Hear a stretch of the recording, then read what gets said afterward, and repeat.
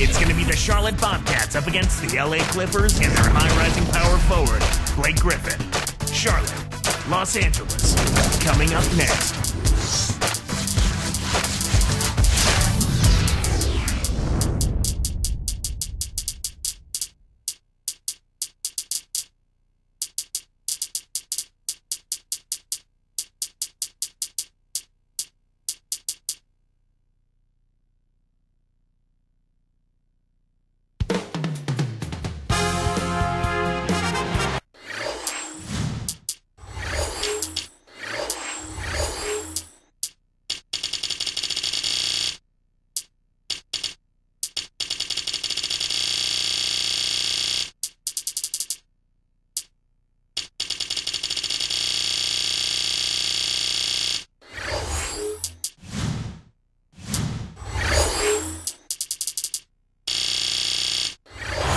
We've got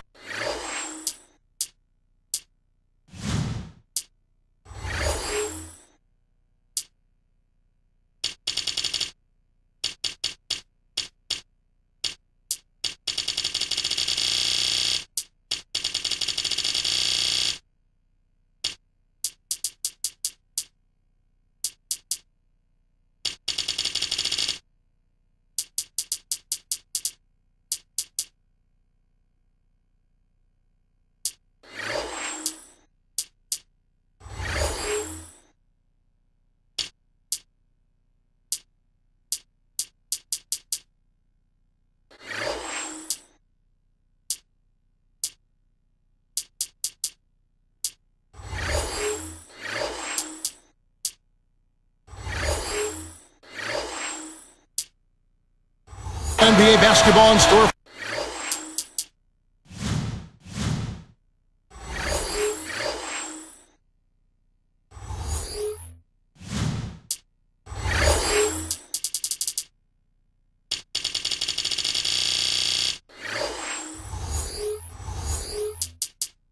You here at the Staples Center in downtown Los Angeles, the home of the Clippers, here on 2K Sports. 2K Sports and the NBA welcomes you to our broadcast. This is Kevin Harlan with Clark Kellogg. Here's Thomas. So the Bobcats starting five. Tyrus Thomas out there with Boris Diaw. Then it's Steven Jackson. Then there's DJ Augustine and Henderson. And the Clippers have possession. Clark, when you look at the Clippers, there's no question there's talent on this roster. But an organization that's become synonymous with losing over the years, sometimes it's tough to shake that reputation. Yeah, I agree with you there, Kevin. I mean, it's a tough burden to bear, and it's hard to change that mindset when you've been losing so much. So it's about pride, commitment, and a refocusing. Let's find out now what head coach Vinny Del Negro had to say to Doris Burke. Doris?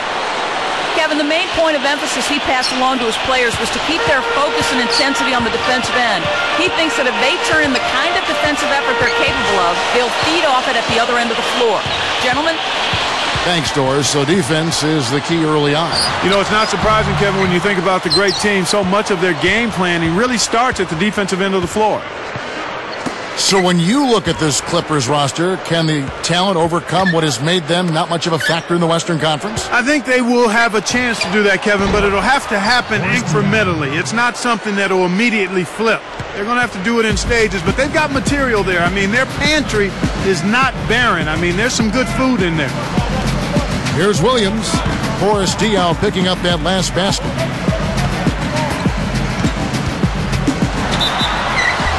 And almost gets it to go, so he'll shoot two here. That one on Jackson. Clark, when you look at Eric Gordon out of Indiana, he can fill it up from the outside, but he certainly has the strength to finish inside. Kevin, that's a great call on your part. Gordon, physical, explosive, aggressive scoring guard, and he's a guy who can find his way to the basket with force. Now here's Jackson. To the wing. Diaw, defended by Griffin. Thomas inside, and it's Gordon picking him up. Turnover. Clippers ball. Here's Williams. About 3.5 minutes left in the first.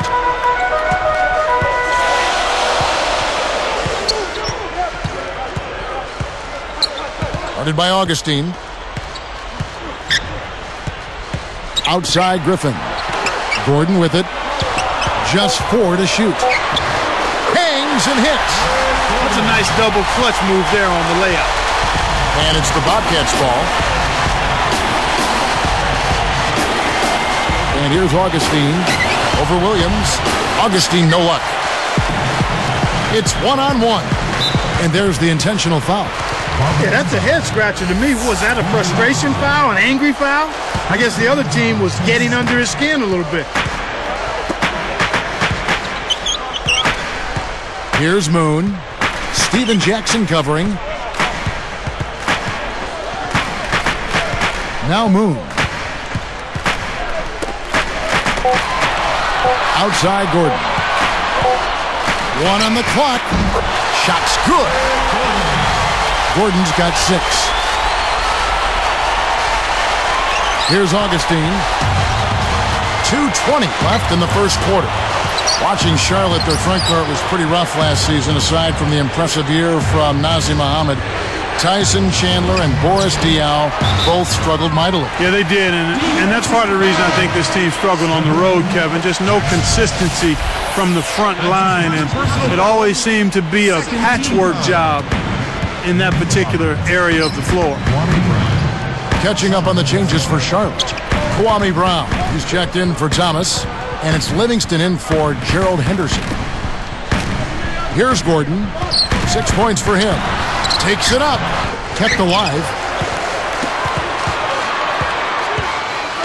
Here's Moon, guarded by Jackson. And it's slammed in by Moon. Does he make it look easy or what, partner? Trust me, that's not easy. Oh, I know it. I think he could climb over the backboard if he wanted to. Back to their front court issues, Clark. How much are they kicking themselves for not drafting Brook Lopez? Well, you can't go back, but clearly he would have made a huge difference with his ability to score the ball. A lot of teams are kicking themselves on that one, but he definitely would have helped the Charlotte Bobcats. And now our sideline reporter, Doris Burke, has some info for us. Doris, take it away.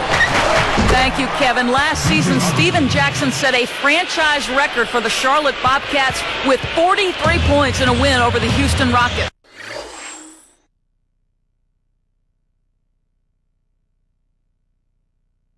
Asked about his play, Larry Brown said, "I love guys that care about winning and care about their teammates. I think he's underrated in every area. He's as bright as anyone I've ever coached. You ask anyone in the league, Steven is an elite player. High praise from a Hall of Fame coach who's had his share of great ones in the NBA. Guys, back to you." Thanks a lot, Doris. Kept alive. 2 on the clock. And the slam by Blake Griffin. He's a fantastic rebounder on both ends of the floor, but he gives you that added element of a strong finisher at the offensive end. Well, it's got to be a comfort to know that even if a shot doesn't go down, you've got a guy under the glass like him. Yeah, he'll gobble up a bunch of those misses. Here's Augustine, and taken away by Moon. He knew exactly where the ball was going and got a hand on it. Livingston, defended by Gordon. It's blocked. Jackson.